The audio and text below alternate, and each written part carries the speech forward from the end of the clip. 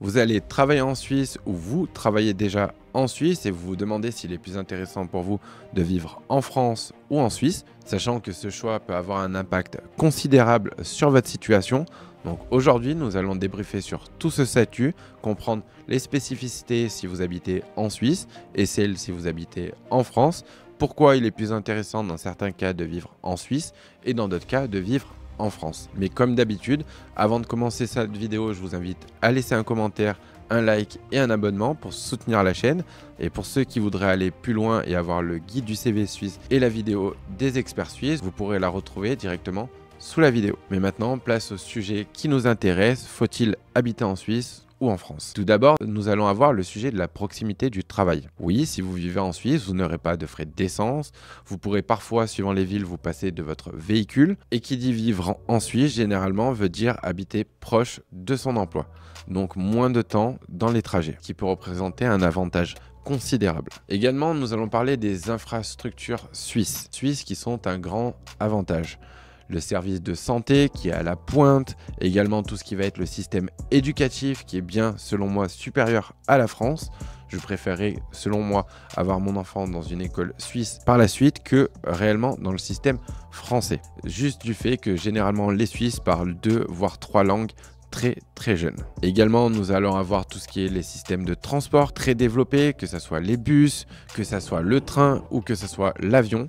Les infrastructures suisses sont à la pointe. Ça va représenter un grand avantage, surtout si vous avez des enfants. Également, un point important à aborder, ça va être la partie sécurité. En Suisse, le pays est un pays sûr et civilisé. Ce qu'on peut ne plus retrouver malheureusement en France suivant les départements. La sécurité y est, vous pouvez vous balader avec une montre à 500 000, une Lamborghini. Donc généralement, hormis à Genève, il peut y avoir quelques problèmes encore, mais généralement la sécurité en Suisse est bien supérieure à celle en France. Les Suisses sont bien plus civilisés. Également, nous allons parler de la fiscalité. La fiscalité suisse est un grand sujet. Ce qu'il faut comprendre de par mon expérience de conseiller financier à Genève depuis 1 an et demi et diplômé intermédiaire en assurance, c'est que la fiscalité suisse est un avantage considérable. Malheureusement, quand vous êtes citoyen français, nous n'avons pas forcément d'éducation financière sur l'investissement et nous n'avons pas forcément non plus d'éducation sur la fiscalité, les optimisations fiscales liées à notre statut de français. Alors quand nous arrivons dans un système frontalier ou résident suisse, ce qu'il faut comprendre, c'est que la Suisse a d'énormes avantages. La fiscalité va être bien moins lourde quand nous sommes résidents en Suisse, sauf pour les cantons imposés à la source. Et quel canton est imposé en France comme nous sommes frontaliers, vous pourrez retrouver la vidéo impôt juste ici. Maintenant, pour parler un petit peu des inconvénients à vivre en Suisse, nous allons avoir le coût de la vie. Vivre en Suisse coûte cher. Les loyers sont beaucoup plus chers, les assurances maladie sont un peu plus chères, sachant qu'il faudra quand même une complémentaire par-dessus, mais les assurances maladie vont être un peu plus chères. Maintenant, ce qu'il faut comprendre, c'est que les frontaliers aussi augmente en 2026, donc la différence sera moins grande entre un frontalier et un résident, mais le coût de la vie en Suisse va vous coûter cher. Les courses sont un peu plus chères, les transports sont chers, les sorties sont plus chères, les loyers sont plus chers. Sauf dans certains cas, ce que je vais revenir un petit peu plus tard dans cette vidéo. Également, un des inconvénients qu'on va pouvoir retrouver si vous venez vivre en Suisse, c'est qu'il peut être relativement compliqué de nouer des liens sociaux avec des personnes si vous êtes nouvel arrivant français qui vient habiter en Suisse. Donc faire attention, ça peut être une contrainte pour certains et c'est pour ça que d'autres candidats vont retourner en France. Maintenant, nous allons parler un petit peu plus des avantages à vivre en France. Avant d'aller sur le dernier sujet qui sera pourquoi dans certains cas il est plus intéressant de vivre en Suisse pour la partie fiscale. Les avantages à vivre en France sont généralement le coût de la vie qui va être bien plus faible, sauf à certains endroits. Le cadre de vie qui peut être agréable parce que comme nous sommes citoyens français, nous avons l'habitude de la France, des normes françaises et des infrastructures françaises. Donc, bien sûr, si vous restez en France, vous allez avoir le même train de vie. La fiscalité, suivant la situation, peut être très intéressante en France. Notamment, par exemple, comme j'ai précisé tout à l'heure, dans le canton de Neuchâtel, où il peut être intéressant de vivre en France, car dans ce cas-là, le poids fiscal du canton de Neuch peut être supérieur à ce qu'on pourrait retrouver en France avec les déductions des frais réels. Maintenant, pour parler un petit peu des inconvénients, donc comme dans le sens inverse, nous avons à voir les trajets et les bouchons. Il y a pas mal de bouchons suivant les villes pour aller travailler en Suisse, donc on va passer parfois, pour certains candidats que j'ai pu retrouver, 1 heure sur la route à l'aller, au retour. Donc si vous, à l'heure actuelle, vous n'habitez pas dans une grande ville comme Paris, Lyon ou autre, vous n'avez pas forcément l'habitude de faire autant de trajets pour aller travailler. Donc c'est une perte d'argent au niveau de votre voiture et de votre essence, mais également une perte énorme de temps dans les trajets. Également, la grande contrainte que vous pourrez retrouver, c'est une double gestion administrative.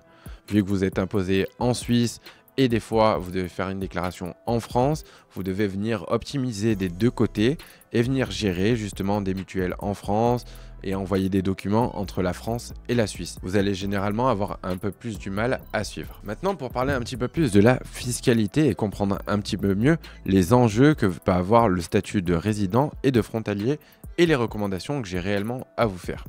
En fait, ce qu'il faut comprendre pour parler un petit peu plus de fiscalité, c'est qu'il y a des cantons qui vont imposer à la source. Donc dans ce cas-là, que vous soyez frontalier ou résident, le poids fiscal sera exactement le même. Donc là, ça va être plutôt à vous de décider où c'est que vous avez envie de vivre et quels sont les avantages que vous avez envie d'avoir. Maintenant, ce qu'il faut retenir également, et ça, beaucoup de frontaliers ont du mal à le comprendre, c'est qu'en fonction des cantons où vous allez aller, par exemple le canton de Vaud, si vous êtes travailleur frontalier, vous allez être imposé en France. Si vous êtes résident, vous allez être imposé en Suisse. Et dans ce cas-là, il peut être très intéressant de devenir résident, car les avantages fiscaux que vous allez avoir en tant que résident et les optimisations que vous allez pouvoir avoir via l'immobilier ou la prévoyance vont être beaucoup plus intéressants sur le territoire suisse que si vous étiez en France.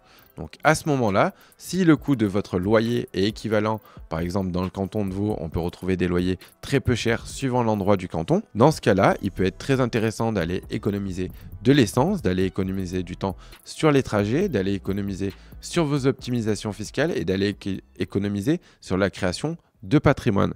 Donc par exemple, dans ce cas-là, je vais recommander de devenir résident suisse. Comme j'ai pu le dire précédemment, si vous voulez connaître les cantons qui imposent en France et les cantons qui imposent en Suisse, pour aller par la suite faire vos recherches au niveau du logement et de savoir où vous voulez être fiscalisé, à ce moment-là, vous pouvez aller regarder la vidéo impôts où j'ai pu décrire au maximum la situation fiscale des travailleurs frontaliers en fonction de tous les cantons de la Suisse. Également, vous pourrez retrouver sur tous les sites cantonaux les informations sur la hauteur des impositions que vous allez avoir par canton. Car oui, en Suisse, tous les cantons imposent totalement différemment. Le système reste le même, mais le taux d'imposition, par exemple, entre Genève et le canton de Neuch, est à plus du double. Donc pour la conclusion, il va être important pour vous de savoir où c'est que vous avez envie de vivre, quels sont les avantages que vous avez envie de bénéficier, est-ce que vous avez des enfants, est-ce que vous avez envie de faire des trajets quotidiens, où c'est que vous êtes fiscalisé, parce que ça c'est un point primordial vu que l'assurance maladie ne sera plus une différence entre frontalier et résident